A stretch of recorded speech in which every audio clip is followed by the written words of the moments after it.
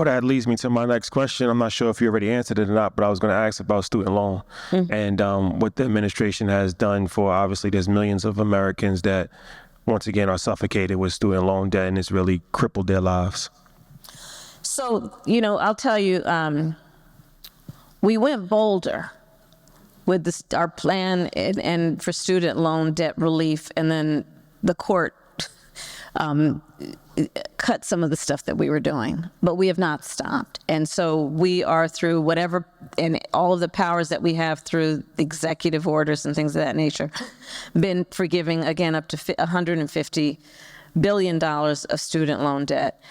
What I have seen in my travels around what this means for the people who have applied and figured it out, it's extraordinary. I mean, I've met people who have been forgiven, 3-digit thousands of dollars of debt. I've met teachers who've been teaching for 20-something years, carrying that debt and not giving up the profession of teaching. But we don't pay them enough as it is. And, and so thinking about that, and let's think about, there were those who resisted the policy from the beginning and said, well, why do they should pay off their loans? Why do they need it forgiven? Well, let's go back to the example of public servants, nurses, firefighters, teachers. We don't pay them enough. And the people who have a calling to, for example, teach other people's children, who pay for school supplies out of their own back pocket, and the benefit they give to all of us as a society, should we not think about that and think about the fact that we want them to stay in that noble profession? I think about the number of young people who have a calling to do that kind of work, similar kind of work, who have to go to some other kind of job because they need to pay off their loans, when we want that people would be able to follow their passion, especially when it benefits all of us and uplifts society. So the reasons behind the policy include just that. And again, let's just let people know that they don't have to have graduated in order to get their debt forgiven, especially if that might mean that if they want to go back to school, they can go back and know that they can afford to go back. Well, this is coming from a teacher. I say educator now, turned entrepreneur. I couldn't agree with you more. Pay our teachers. First, I just want to thank you for this. This has been an amazing opportunity. But we do have entrepreneurs here in the building. Where are our entrepreneurs at? There they go. Oh, Big Dave Cheesesteaks. That's Isaac Hayes in the back. Shout out to Isaac Hayes. He can't sing as good as his dad, though. No. We wouldn't want him to either.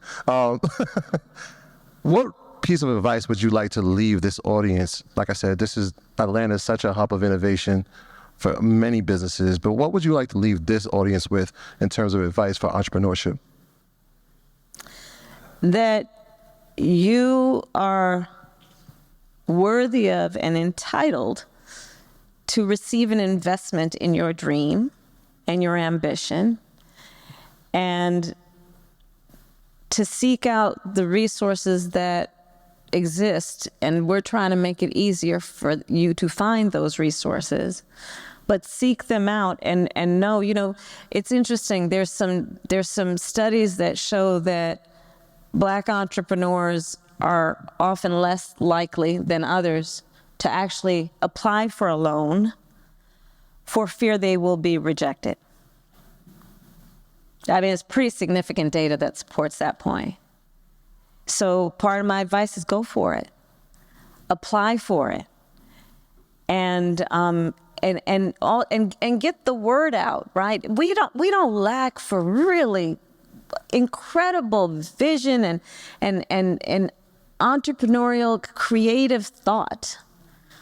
And so it's just a matter of let's not let society or history impede or silence those ambitions.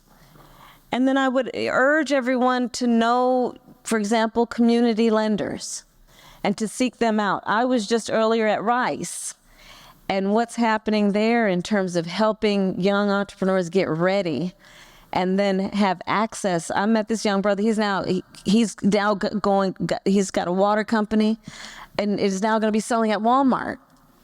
Right? And so there are institutions and places that are available to you, groups that are available, mentors here. I would say to the entrepreneurs who are here, make sure you talk to the person sitting next to you, because they may just be that person who is willing to mentor you or willing to give you some advice about how they achieve their success.